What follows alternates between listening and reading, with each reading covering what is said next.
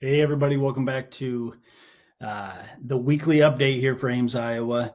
Ben Engelman here with Friedrich Iowa Realty and the Engelman team. And this is for the week of April 24th, 2023. So a lot happening in the market. This is kind of the peak of our market here in Ames, in most of the areas in central Iowa anyway. We're seeing the most activity. This is where historically everything starts to peak. And that being said, of the most listings. So with it being such a seller's market, there's more buyers than sellers. So therefore, when the listings come out, the buyers come out to play. So here we are. But right now, just kind of run through these numbers real quick with you. Active. Last week we were looking at 63. This week we're looking at 55. Pending, looking at 47. So from last week, for the month, we had 27. In a week, we've pended 20 houses here in Ames, which is a huge jump. And out of all the closing, all the pendings that we had basically over the last 2 months and this month, 21 have closed so far this month.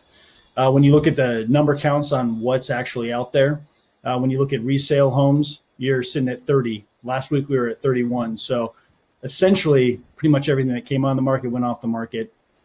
And we're still a little low. We still need that number to just keep hiking up a little bit.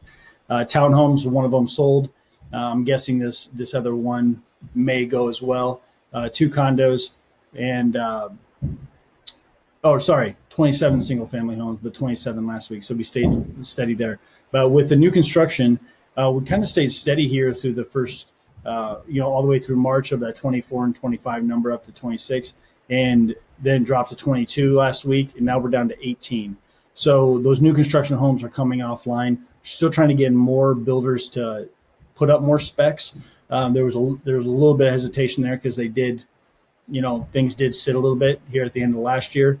But with the lack of inventory, more and more people are coming out of the woodwork saying, hey, is building an option? Could I look at new homes versus resale? With the resale numbers going up so much right now, because of the lack of inventory and in such a high demand, that number is going to get closer. So as that number gets closer to what you could build, say, a 1,500 square foot ranch for versus buying a resale 1,500 square foot ranch, as that number gets closer, more and more people are going to opt to go with new construction, which is a great option, depending on where you're at financially, where you want your home to be. Because when you look at buying an older home, say you buy a 15, 20-year-old home and it needs, new siding, or maybe it needs kitchens, bathrooms updated, something like that. Now you can see where, okay, if anyone out there has gotten a quote on what it's going to cost to do your kitchen, what it's going to cost to do your bathroom, pretty soon you're at $50,000, $75,000, $100,000.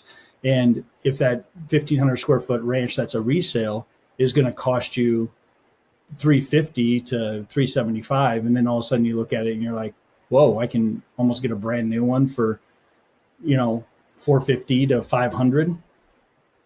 It might be a good idea to look at that option of building. So if you have questions about that, by all means, just give me a call. We can walk through that. Worked with numerous builders over the years. We've got some really good ones. We have them for all different price points and all different varieties of really looking at what you want to do with your home. So love to talk to you more about that. When you look at interest rates right now, they did tick up. Depending on where you get the stat for the current rates, your 30-year mortgage is roughly around that 6.5. Some of the other programs, your VA is going to be a quarter or a little more lower than that. FHA is going to be a little bit lower as well. But there's other new programs coming out. So ask your lender what the best option is for you. Take a look at, hey, what am I really going to have to put down for this? How many points am I going to have to pay? Is it going to be better to put 5% down or 10% down or 20% down? Because in some cases, putting 10 to 20% down, you might be paying a little bit more right now, which is kind of crazy that you're getting penalized for being a good borrower. But have that conversation with them. I don't know all of it in full detail, but I've been reading a lot of stuff that people are getting dinged more for that. And if you're putting less down, you're saving a little bit. So have that conversation with them. And then also, as you're looking at that full equation in that 30,000 foot view of what your home's worth, your transition of moving, all those things, we'd love to come in, take a look at what your house is worth. Not just look at your brand new assessment, but we will also address that as well. I've been having those conversations, but let's get a full picture of what you're doing. Even if you're going to wait a year to move or maybe 2 years, let's get a good assessment of where your house is right now in the market and what houses are doing. And so you can look at that transition and say, what's my new payment going to be? How much money am I going to walk away with? If I buy this new mortgage down, is my payment going to be similar to it? Am I going to be able to get more house for that? So that's what we're here for. We're here to just add value. So hopefully we can do that for you. If you have any questions, give us a call. Love to help you out. Have a great day. Take care.